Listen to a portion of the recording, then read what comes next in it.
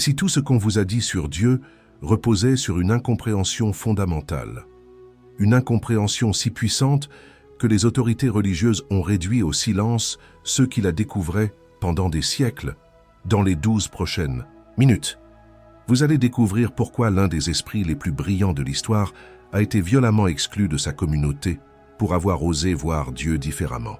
Et il ne s'agit pas seulement d'histoire ancienne, c'est une révélation qui pourrait transformer votre expérience existentielle aujourd'hui, alors qu'un nombre choquant de jeunes adultes ayant quitté la religion traditionnelle déclarent être toujours à la recherche d'une spiritualité significative, mais qu'ils ne la trouvent pas dans les cadres religieux conventionnels.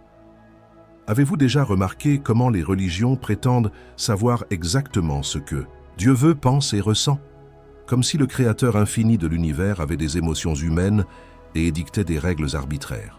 Mais que se passerait-il s'il existait une manière complètement différente de comprendre le divin, une manière si révolutionnaire qu'elle menace les fondements même du pouvoir religieux?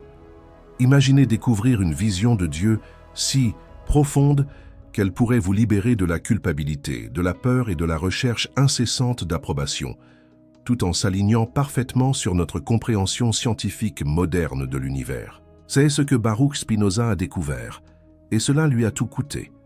En 1656, un jeune homme juif de 23 ans s'est assis devant les anciens de sa synagogue à Amsterdam alors qu'il lisait l'ordre d'excommunication le plus sévère jamais enregistré dans leur communauté. Le jeune philosophe n'a pas seulement été prié de partir, il a été complètement séparé de sa famille, de ses amis et de tout son monde social. Pour le reste de sa vie, nul de sa communauté n'a été autorisé à lui parler, à faire affaire avec lui, à lire ses écrits, ou même à s'approcher à moins de 2 mètres de lui. Qu'est-ce que ce jeune homme calme et brillant a bien pu découvrir qui justifiait une telle punition extrême? Quelle vision de Dieu était si dangereuse qu'elle devait être réduite au silence à tout prix? Ce que peu de gens savent à propos de Spinoza, c'est qu'avant son excommunication, il était considéré comme un prodige, destiné à devenir l'un des plus grands rabbins de la communauté. Au lieu de cela, il est devenu l'un des penseurs les plus révolutionnaires de l'histoire, admiré par Einstein, qui, lorsqu'on lui a demandé s'il croyait en Dieu, a répondu « Je crois en le Dieu de Spinoza ». Vous sentez-vous parfois pris au piège entre des enseignements religieux dépassés qui ne satisfont pas votre esprit rationnel et une vision du monde purement matérialiste qui ne laisse aucune place à une signification plus profonde? Vous êtes-vous retrouvé à aspirer à une compréhension spirituelle qui ne nécessite pas d'abandonner la raison? Ou peut-être vous êtes-vous demandé pourquoi tant d'institutions religieuses semblent plus préoccupées par le contrôle du comportement que par la promotion d'une véritable connexion avec le divin? Je comprends ce que vous ressentez. Pendant des années, j'ai lutté contre ces mêmes contradictions, déchiré entre le réconfort de la foi traditionnelle et l'honnêteté intellectuelle de la compréhension scientifique. J'avais l'impression de devoir choisir entre mon esprit et mon âme, entre la vérité et le sens. J'ai découvert que ce faux choix obligeait les gens à prendre parti pendant des siècles, créant des divisions et des souffrances inutiles. Et Spinoza a trouvé la sortie de ce piège il y a près de 400 ans. L'approche conventionnelle de la spiritualité nous demande de croire en un Dieu qui existe en dehors de la nature, qui intervient dans les affaires humaines, qui juge nos actions et qui exige le culte. Mais le problème est que cette conception crée inévitablement des contradictions, de la culpabilité et des débats théologiques sans fin sur les raisons pour lesquelles de mauvaises choses arrivent aux bonnes personnes. C'est une vision qui est de plus en plus en conflit avec notre compréhension scientifique de l'univers. Dans un instant, je vais partager avec vous le cadre philosophique exact qui résout cette tension et révèle pourquoi les autorités religieuses étaient si menacées par lui. Mais d'abord, nous devons comprendre ce qui a rendu la vision de Spinoza si révolutionnaire. La première révélation de Spinoza, et peut-être la plus choquante, est que Dieu et la nature sont une seule et même chose. Non pas un homme, barbu dans le ciel, pas une entité séparée qui a créé l'univers, mais le tissu même de la réalité. Deus sive natura, Dieu ou nature, a-t-il déclaré, effaçant la frontière entre le Créateur et la création. Pour comprendre ce concept, imaginez l'océan et ses vagues. Nous pouvons pointer des vagues individuelles et les nommer, mais elles ne sont pas séparées de l'océan. Elles sont des expressions de celui-ci. De la même manière, tout, ce qui existe, y compris vous, n'est pas séparé de Dieu, mais une expression de la réalité divine. Cela peut sembler abstrait, mais réfléchissez-y en termes quotidiens. Ce moment où vous êtes émerveillé par un magnifique coucher de soleil. Vous n'êtes pas seulement témoin de la création de Dieu, vous expérimentez Dieu directement, tout comme le coucher de soleil, l'horizon et les yeux avec lesquels vous le voyez. Lorsque vous ressentez de l'amour pour quelqu'un, ce n'est pas seulement une émotion humaine, c'est le divin qui s'exprime à travers votre forme particulière. Mais attendez, pourriez-vous penser, cela ne supprime-t-il pas la nature personnelle de Dieu? L'idée que Dieu se soucie de nous? Cela nous amène à la deuxième révélation de Spinoza. Dieu n'a pas d'émotions humaines et ne prend pas de décisions arbitraires. Le divin ne se met pas en colère, n'est pas jaloux ou déçu de vous. Il ne punit ni ne récompense en fonction du respect de règles spécifiques. Contrairement à ce que la plupart des religions enseignent, Spinoza a montré que la réalité divine opère selon des lois parfaites et immuables, ce que nous reconnaissons maintenant comme les lois de la nature et de la physique. L'univers n'est pas capricieux. C'est un système ordonné qui s'exprime avec une précision mathématique. Cela ne diminue pas la grandeur de Dieu, cela la révèle plus pleinement. Pensez-y de cette façon. Un être vraiment infini aurait-il besoin de votre adoration? Créerait-il des humains juste pour les mettre à l'épreuve? Serait-il offensé par certains comportements tout en ignorant des souffrances massives? Ou cette vision trop humaine de Dieu limite-t-elle en fait le divin à nos propres projections psychologiques? Arrêtez un instant vos pensées. Que diriez-vous si je vous disais que certains des plus grands esprits scientifiques de notre temps sont arrivés à la même conclusion que Spinoza?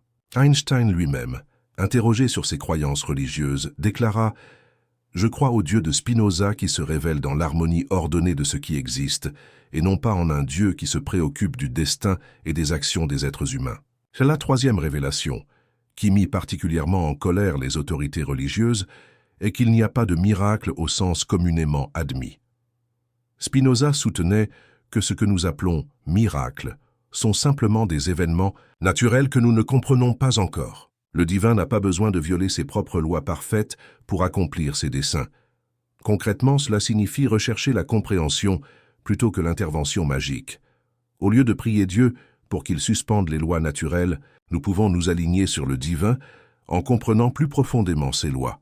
Cela ne signifie pas que la prière n'a pas sa place, mais son but passe de la pétition à la connexion et à l'alignement.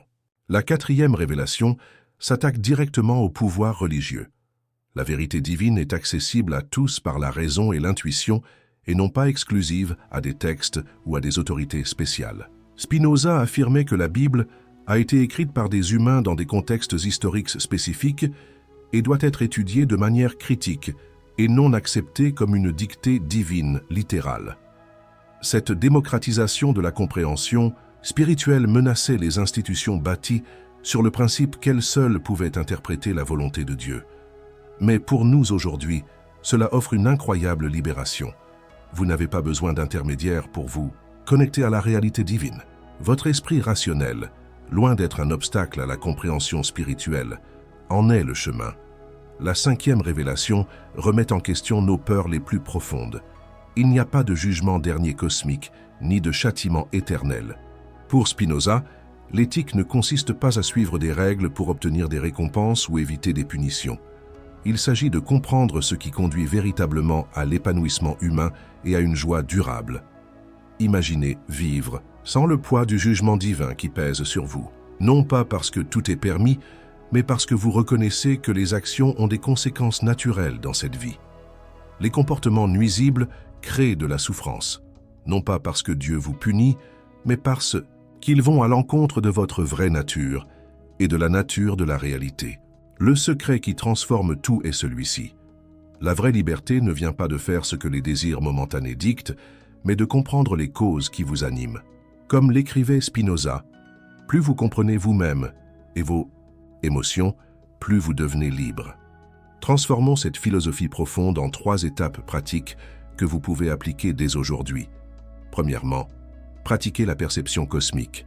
Commencez par choisir un objet ou une personne ordinaire dans votre vie et percevez-la consciemment comme une expression de l'infini.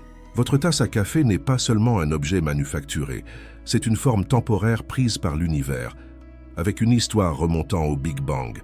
Faites cela pendant seulement 5 minutes chaque matin, et vous commencerez à expérimenter le sacré dans l'ordinaire.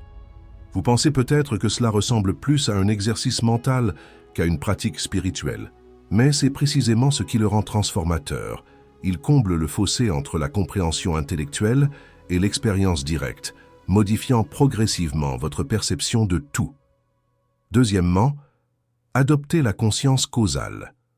Lorsque vous ressentez une forte émotion, en particulier une émotion négative, faites une pause et demandez-vous « Qu'est-ce qui cause ce sentiment en moi ?» Au lieu d'agir sur l'émotion ou de la supprimer, remontez à sa source. Si un commentaire de quelqu'un vous met en colère, examinez plus profondément pourquoi cela vous déclenche. Il ne s'agit pas de blâmer les autres ou vous-même, mais de comprendre la chaîne causale. Cette pratique réduit immédiatement la réactivité émotionnelle et développe au fil du temps ce que Spinoza appelait des idées adéquates, une compréhension claire des véritables causes de vos sentiments et de vos comportements. Le résultat est une liberté émotionnelle croissante. Troisièmement, cultivez la joie rationnelle. Identifiez les activités qui procurent une satisfaction durable plutôt qu'un plaisir momentané. Spinoza distinguait entre le bonheur éphémère qui dépend des circonstances extérieures et la joie durable qui provient de la compréhension et de l'expression de votre vraie nature. Faites un choix quotidien délibéré de vous engager dans au moins une activité qui développe vos capacités essentielles, qu'elles soient intellectuelles, créatives, sociales ou physiques. Il ne s'agit pas d'une amélioration de soi au sens communément admis, mais de s'aligner sur votre vraie nature. Vous pourriez objecter que cette approche semble trop intellectuelle ou qu'elle manque du réconfort d'un Dieu personnel qui répond aux prières. Mais considérez que beaucoup des personnes les plus spirituellement éveillées de l'histoire ont décrit des expériences qui s'alignent parfaitement sur la vision de Spinoza, une perception directe de l'unité avec toute l'existence, au-delà de l'identité personnelle. Ce ne sont pas seulement les philosophes qui le savent. Les neurosciences et la psychologie moderne valident les idées de Spinoza. Des études sur les pratiques contemplatives montrent qu'elles peuvent qu'induire des états de conscience d'unité et de transcendance du moi séparé. La physique quantique révèle un univers d'interconnexion plutôt que d'objets séparés.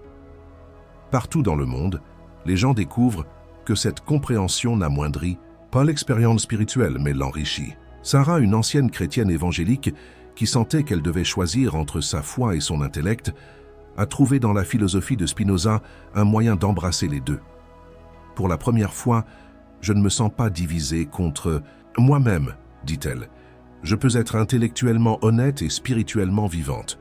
Imaginez vous réveiller demain avec la connaissance profonde que vous êtes une expression de l'infini, plutôt qu'un être séparé cherchant constamment l'approbation.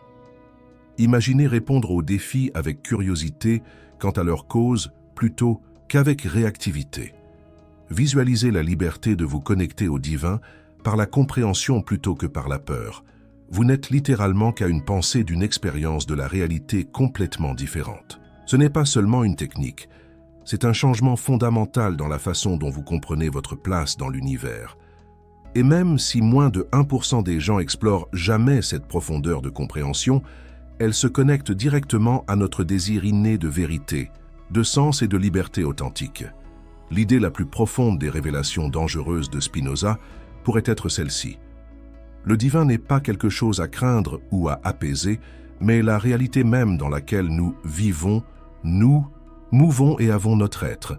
Comprendre cela ne vous sépare pas de Dieu. Cela révèle que la séparation était l'illusion depuis le début. Écrivez en commentaire « Je suis une expression de l'infini » si cette perspective vous parle.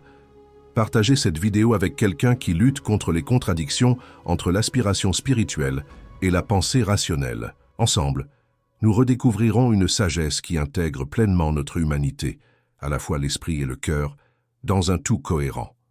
Dans notre prochaine exploration, je vous montrerai comment la compréhension révolutionnaire de Spinoza peut transformer vos relations avec les autres en révélant les causes profondes des conflits et des liens. D'ici là, souvenez-vous, le divin ne se cache pas de vous, il s'exprime à travers vous.